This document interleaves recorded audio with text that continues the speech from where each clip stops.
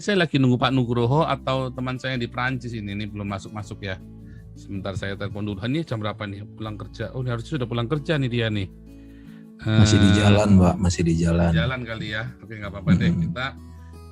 Kita sambil skip dulu. Saya ambil yang koran. Jadi berita kita ini sudah sampai kemana-mana ke luar negeri ya.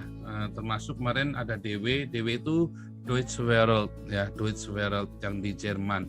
Itu juga sudah menyiarkan ininya saya, dan nanti sedang proses untuk dalam bahasa Jermannya, atau mungkin sudah dalam bahasa Jermannya ya, Joseph Paul Zhang ya. Sambil lanjut dulu ya, ini kita sambil tunggu para translatornya nih. Ini ada Stephen Holy Sirait, lanjut. Stephen Holy Sirait, luar biasa nih. Saya menyinggung sedikit Pak, selanjutnya saya menyinggung sedikit tentang Zakir Naik ya Pak ya. Saya dulu pernah ada teman satu kerja, jadi kan pada saat dia bekerja dia selalu memutar video-video Zakir Naik di depan teman yang Kristen gitu Pak. Jadi itu kayak disengaja. Nah, saya pernah lewat gitu aja ke dia, ini kok muterin videonya Zakir Naik mulu ya.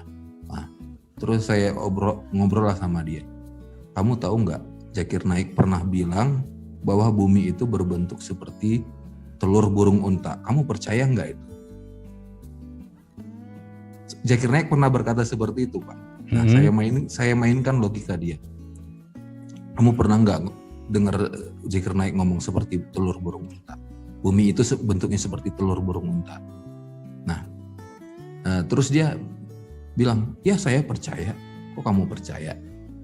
Yang punya satelit aja yang berhasil mengambil foto citra bumi,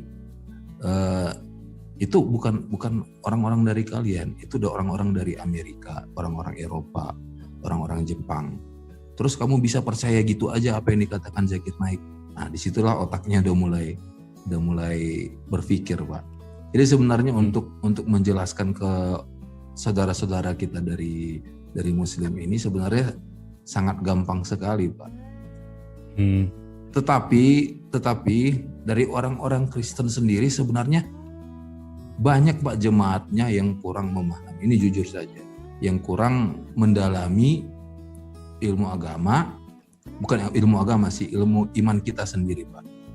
Banyak sekali Pak, dan belum memahami iman dari saudara kita dari Muslim, sehingga banyak yang memutuskan untuk pacaran beda agama, nikah beda iman. Ya kita bilang lah contohnya para artis lah begitu Pak. Mereka menyamaratakan semua iman, akhirnya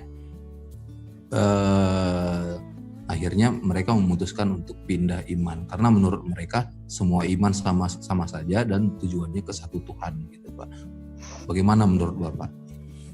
Saya khawatir ya kalau orang bilang gini nih, terang dan gelap itu nggak bisa bersatu, bukan berarti saya menolak perkawinan beda agama. Jadi begini, kalau Anda yang orang sudah lahir baru, saya tidak menyarankan, ini kita cerita orang lahir baru, saya tidak menyarankan untuk menikah beda agama, karena nanti ketika Anda mengalami masa-masa pencobaan di dalam rumah tangga, di dalam bisnis, di dalam pokok kehidupan, maka suami istri ini berdoa sepakat bersama, Tuhan dengar. Kan 2-3 orang berdoa di dalam namaku, sepakat di dalam namaku, maka aku akan menjawab. Itu yang dimaksud. Makanya harus suami istrinya harus punya iman. Tetapi bukan berarti punya iman itu Kristen sama Kristen atau Islam sama, belum tentu orang Kristen punya iman loh. Tentu juga. Makanya saya tidak menolak pernikahan beda agama. Belum tentu dia lahir baru. Orang dia agamanya Kristen, KTP-nya belum tentu lahir baru kok. Yeah. Ayo taruhan sama orang-orang itu kan banyak yang yang penting lah. Oh belum tentu. Saya waktu sepupu saya mau menikah sama orang Buddha, ya nggak apa-apa, dia juga belum tentu lahir baru kok. Yang Kristen aja belum tentu lahir baru, ya emang kenapa? Orang cinta kok, ya kan? Iya. Kalau dia sudah lahir baru, dia sudah tahu kebenaran, saya ajari dia. Kamu pengen nggak diberkati? Nah itu. Tetapi saya tidak menolak beda agama. Tetapi kalau orang Kristen, jadi jangan mengejar quantity dari jumlah Kristen. Jangan bereuforia ketika ada wah ini banyak nih orang dibaptis Kristen. Saya pun selalu berhati-hati. Dikira orang Iran yang saya baptis semua itu semua murni, benar-benar lahir baru. Oh belum tentu loh. Belum tentu. Saya pun pasang mata, pasang telinga, pasang hati, jaga-jaga karena saya tahu persis. Tetapi kan kita nggak boleh menghakimi, itu urusan dia dengan Tuhan. Tetapi tetap saya harus berhati-hati dan jangan bereuforia. Ratusan kita baptis ya, tapi apakah semua murni? Bisa nggak cuma karena ikut-ikutan karena ambience, suasananya begitu mengharukan, aku mau dibaptisnya juga, bisa kan?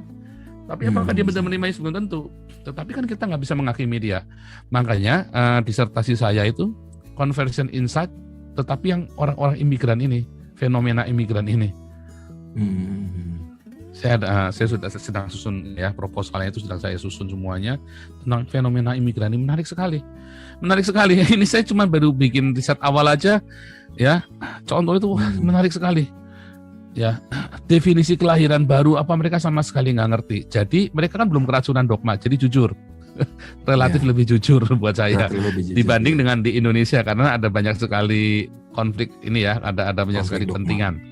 Kita nggak ngerti, tapi kalau di Eropa ini kan mereka polos-polos kan datang ke semari kan, orang dari Syria, kan mereka cuma Kristen itu apa sih? Ada yang cuma kepengin contoh, ada orang Iran ya yang begitu tahu saya bukan penganut gereja gedung, dia nggak mau dibaptis sama saya. Dia cari ke gereja yang ada gedungnya yang model-model gotik itu loh, yang model-model bangunan kuno. Yang bayangan mereka yang namanya Kristen itu mereka pergi ke satu gedung yang besar, yang megah, batu, ada salibnya gede banget, ya. Bahkan mungkin ada Yesus yang lagi disalib, ada loncengnya bunyi kalau ada minggu teng teng teng. Terus mereka merasakan itu, mereka kalau berdoa bisa nangis-nangis tuh. Serius. Itu terjadi mereka nangis di gereja sehingga orang-orang pada ngeliatin dia aneh kan. Ini orang nangis karena dia merasakan Tuhan di situ.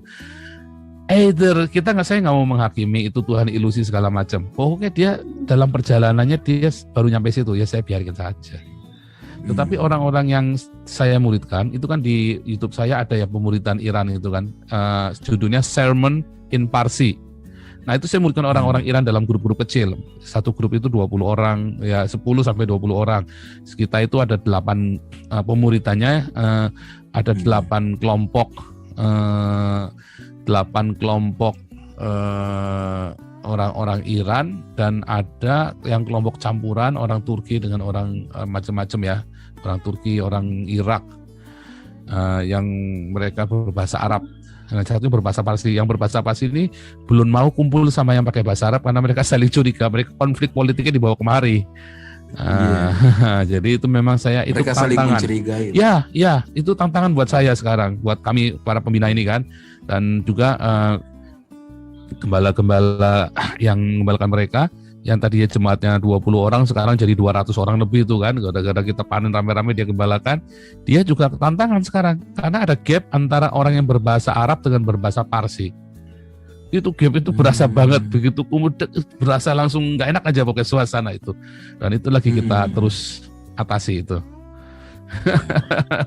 Saya doakan dari sini Pak. Ya doakan terus ya, kita penuainya itu kita kurang ada gap tentang Islam.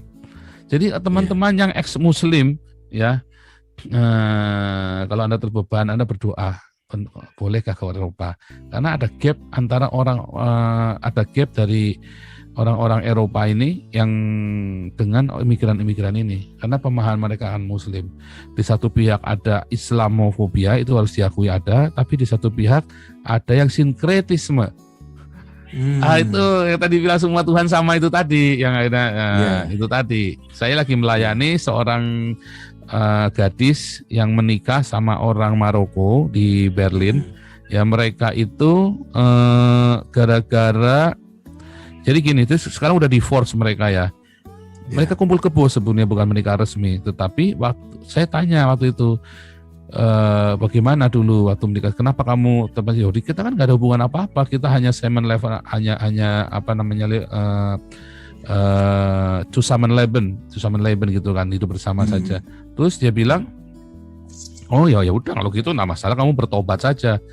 Tapi ada yang aneh, waktu itu saya dipaksa pergi ke sebuah masjid lalu dibacain pakai bahasa Arab, ya kita ikut-ikut aja. Saya juga nggak tahu artinya, pokoknya dibacain aja waktu itu.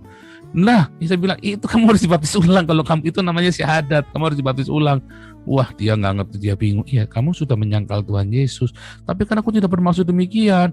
Iya, tetapi ketika kamu membaca syahadat itu, kamu sudah menyangkal Tuhan Yesus. Karena kamu mengakui Muhammad sebagai nabi kamu dan Muhammad menyangkal penyaliban Yesus.